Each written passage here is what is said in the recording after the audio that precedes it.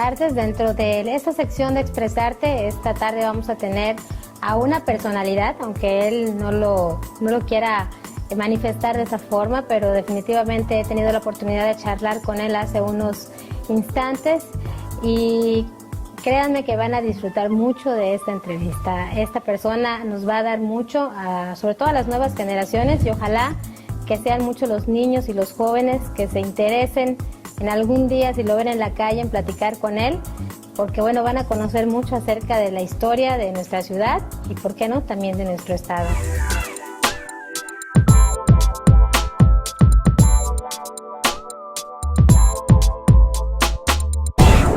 Él es don Juan Shakur Maysa, reconocido empresario, además de primer cronista de la ciudad. Muy buenas tardes, don Juan. Muchas gracias por darnos la oportunidad de platicar con usted y abrirnos las puertas de su hogar.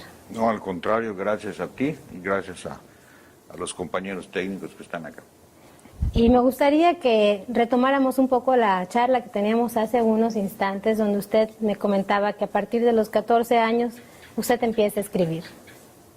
Así es, a partir de los 14 años hacía yo para los periódicos diarios de Yucatán colaboraciones de tipo cultural. ¿Qué tipo de escritura era? ¿Únicamente aspectos relevantes de la cultura, cuestiones académicas? Pues era un poquito de todo. Eran cuestiones un poquito filosóficas, era algo de cultura, pero también comentaba yo como editorializaba yo sobre eventos que habían simbrado a la sociedad yucateca, ¿no?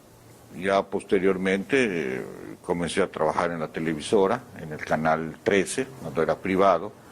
Yo trabajé allá del año 68 al 72. Me recuerdo la última transmisión en que participé fue la pelea de abril del 72 entre Cassius Clay y Joe Frazier en Nueva York. Ahí me tocó recibir de esa señal y hacer los programas previos y posteriores a la pelea, ya localmente en Mérida, ¿no? Bueno, hemos platicado con usted y ¿qué lo llevó a estar en este punto de su vida, a ser tan joven y querer estar creando y estar comprometido con una responsabilidad de ese tipo? Fue un asunto un poquito apostólico, ¿no? En aquel entonces, en el 67, 68, era yo miembro de la ACJM, la Asociación Católica de la Juventud Mexicana, y llegué al Comité Diocesano como jefe del Departamento de Prensa y Difusión.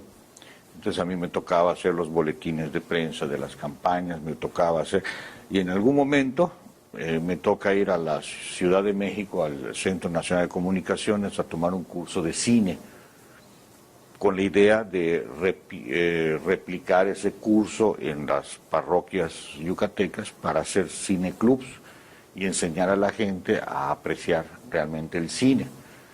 Una de estas pláticas que a mí me tocó dar, le escuchó don Manuel Barbachano Ponce, que era dueño del canal de televisión de Mérida, y me invitó a que yo viera lo que en teoría se suponía que sabía, ¿no? Y me quedé en la televisión. ¿Le gustó la televisión? Sí, me gustó mucho la televisión. Después de la televisión, ¿qué viene? Después de la televisión me recibo de empresario aquí en Chetumal. Yo llego a Chetumal, mi último trabajo en la televisora fue esos programas previos de la pelea de Cassius Clay, y me toca, pues ya era un trabajo muy pesado porque había que levantarse a las 5 de la mañana para hacer el café de prensa, que era a las 7 de la mañana, y después dormir, después del último noticiero, que era a las 10:30 de la noche, que terminaba a las 11:30. Entonces sí era muy pesado. Entonces dejé la televisión y vine a Chetumal. Llegué a Chetumal precisamente el 30 de junio de 1972, el día en que se publica el decreto que crea la zona libre. Y era un momento interesante en la historia porque el gobierno federal había movido sus fichas para que se creara poco después el estado de Quintana Roo. Entonces era un momento en que se estaba repoblando, colonizando Quintana Roo, Es el momento que se estaban creando los nuevos centros de población ejidal, trayendo gente de la Huasteca, de Guanajuato, etcétera. Se estaba poblando Quintana Roo. Quintana Roo, cuando yo vine, tenía 30 y tantos mil habitantes. Se necesitaban 88,000 para que se constituyera Estado. Esa cifra se logró en el año 74 y entonces se constituyó el Estado.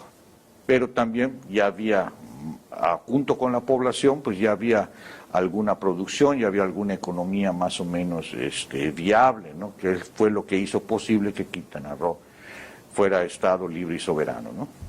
¿En qué momento don Juan Shakur decide empezar a investigar acerca de la historia? Precisamente cuando llegué a Chetumal, porque quería yo saber dónde estaba yo. Ah, excelente. Entonces me puse a localizar lo que hubiera sobre Quintana Roo, ¿no? Esta inquietud llevó a que en el año 77 el ayuntamiento de aquel entonces me nombrara cronista vitalicio de la ciudad, así le llamaba, pero también me encargó en aquel entonces el senador Víctor Severa Pacheco, que era el delegado, era senador y delegado del PRI nacional aquí en el estado, que yo hiciera una serie de programas de radio de historia para la Radio Chan Santa Cruz. Entonces, esos programas los grababa yo aquí con mi equipo en casa, participaban varias personas conmigo que leían textos, Faride Cheluja, que era diputada, participaba don Vicente Aguilar, que fue regidor, participaba el ingeniero Carlos Solórzano, mi cuñada Guadía. Entonces esos programas se grababan, eran de media hora de historia para enviar a la estación de Carrillo Puerto, y era un programa semanal. Conservo tal vez algunas cintas de esos programas, no eran programas de historia, porque era un momento muy curioso de la historia de Quintana Roo, ¿no? Era el gobierno de las primeras veces, el primer gobernador, la primera legislatura, el primer Tribunal Superior de Justicia, los primeros libros, las primeras cosas. Entonces había que fundamentar, darle cohesión a la sociedad quintanarroense mediante el conocimiento y difusión de su historia y cultura local.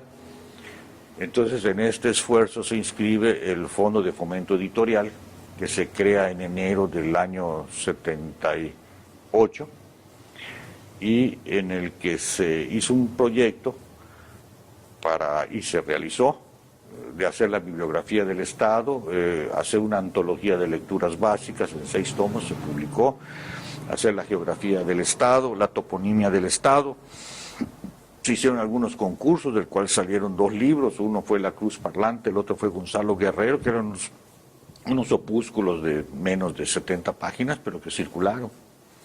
Entonces ahí surge las primeras ediciones, ¿no?